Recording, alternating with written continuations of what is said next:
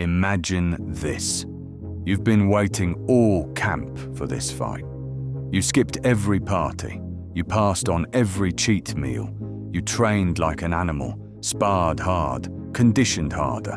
You slept early, visualized yourself walking into the cage or ring, focused, locked in, seeing yourself landing clean shots, defending, dominating. In the gym, you were sharp, fast, calm, everything was flowing. But then fight day comes, and it feels like something changed. You wrap your hands, and suddenly they feel foreign. You shadow box, and your legs feel heavier. The cage feels bigger. The crowd feels louder. You start overthinking. Simple combinations feel complicated. You hesitate before every feint, every shoot, every slip. And the confidence you had all camp, it's gone. It's like someone else walked out instead of you. And after the fight, you're just sitting there thinking, why didn't I fight like I train?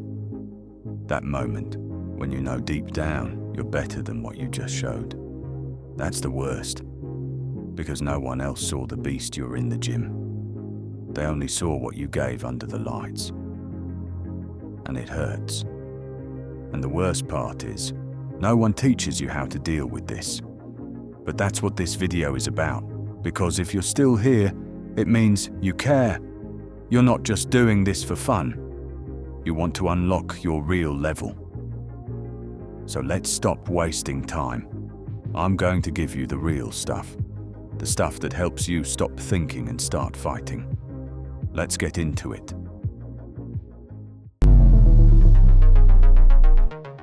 First thing we're going to focus on has nothing to do with hitting pads, nothing to do with sparring, nothing to do with pushing harder. And yet, it might be the single most important thing you fix for performance on fight day. It's your circadian rhythm, your internal clock. Most fighters think they lose because of bad strategy, poor camp, bad nerves. But in truth, many fighters are just battling their own biology. You know exactly what I mean. You train like a savage all week, but then stay up all night scrolling, sleep like garbage, skip morning sunlight, eat at random hours. Then the day before the fight, you try to flip the switch. You turn off your phone, eat clean, go to bed early, but still wake up sluggish, still feel drained during warm-up. That's because you can't trick your circadian rhythm. Your body doesn't care if it's fight day. It cares about consistency. It cares about rhythm. And light is what controls all of it. Morning light tells your body, wake up, it's go time. It boosts your cortisol, your testosterone, your dopamine. So the first thing you need to do every morning, especially during fight week, is get outside. Get sunlight in your eyes, on your skin, even if it's cloudy. Do it for 10 to 20 minutes, because that light tells your body, be alert, be ready. Next, kill the artificial light at night. No TikTok in bed, no mindless scrolling. Bright light after dark tricks your brain into thinking it's still daytime, and that kills deep sleep. Even if you're in bed for 9 hours, your brain won't recover.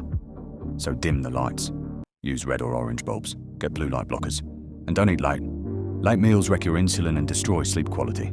Cut your last meal at 7 p.m. if you can. Train at the right times. Do cardio and drilling in the morning or early afternoon. Save explosive strength work for late afternoon. Avoid late night sessions unless you want to ruin your rhythm. And most important, stay consistent. Sleep and wake up at the same time every day, even on weekends. Your body doesn't just crave sleep, it craves a cycle. That's how you build fight day energy every day. Let's move on. Now there's something I believe every fighter should be doing religiously. It's called mirror learning, and it might be the most powerful yet underrated way to level up without throwing a single punch. What is it? It's when you watch something so many times, your brain starts to copy it without you even realizing. You ever start talking like your favorite YouTuber? Copying their slang, their accent, even their energy? That's mirror learning.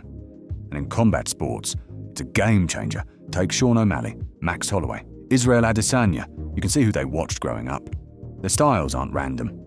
They're a collage of what they absorbed on repeat. But don't just watch highlights. Highlights are flashy, but they lie. They don't show setups. They don't show footwork adjustments, feints, cage control, defense. If you want to learn, study full fights. Pick someone close to your style or build. Maybe it's Izzy. Maybe it's Gaethje. Maybe it's Canelo. Watch them between the punches. Where do they stand? How do they frame? When do they explode, and when do they rest? Watch them for hours, absorb their rhythm. Then, and this is the key, replicate it. Not in sparring first, in shadowboxing, alone, in flow drills. No pressure. Just mimic the rhythm, the posture, the pacing. Don't aim for perfection, just embody it. Add slow motion breakdowns, frame by frame replays. Notice breathing patterns, the way they time counters. That's the kind of detail that creates subconscious adaptation. That's how instincts are built. Now, let's talk about confidence. You might be journaling affirmations, saying, "I'm a killer, I'm a champion." You might be visualizing wins, screaming mantras. But let's be real, that's not confidence, that's noise. Confidence comes from proving it, and that's where pickup sparring comes in. You've got pad work, you've got team drills, but you're missing the chaos zone, the proving ground. That's what pickup sparring gives you, unpredictability. You fight guys with weird styles, you fight guys you don't know, older, stronger, faster. And that's where real belief is built. That's how fighters like Dustin Poirier or Jorge Masvidal came up. Backyard gyms, tough rounds, random brawlers, that's what sharpens you. So here's your challenge. Find a gym that allows controlled, open sparring.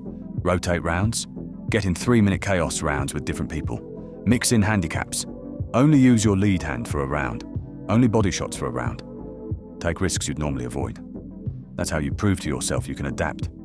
You can trust your instincts. And when you trust your instincts under pressure, you perform like you train. So don't just train, go test it. Spar with variables, spar with purpose. Track what throws you off and go back to fix it. That's how you build a fighter's IQ.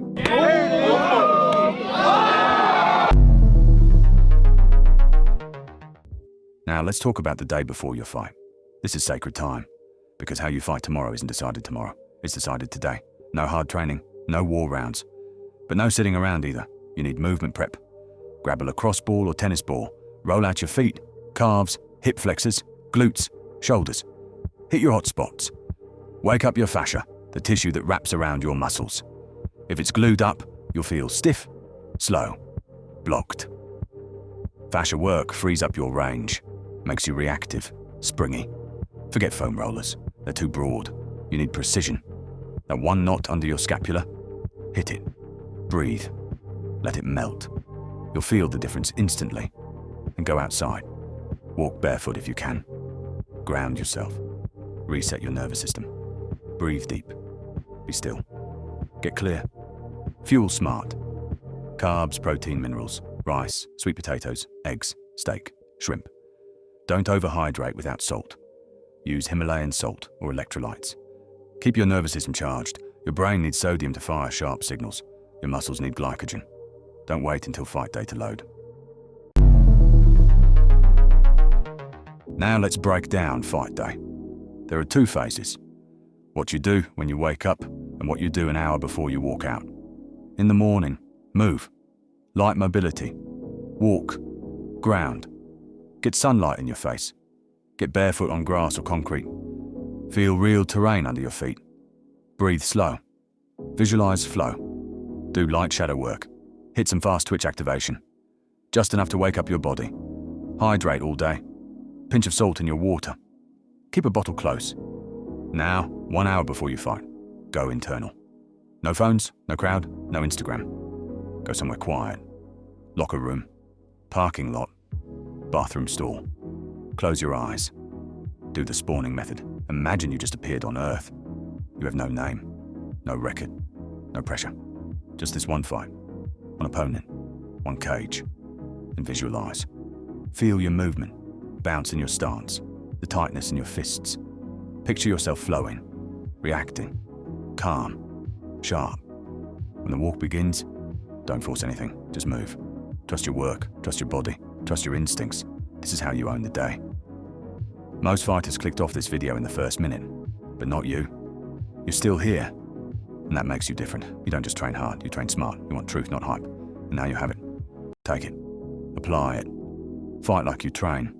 And next time you step into that cage, the world will finally see the fighter you really are.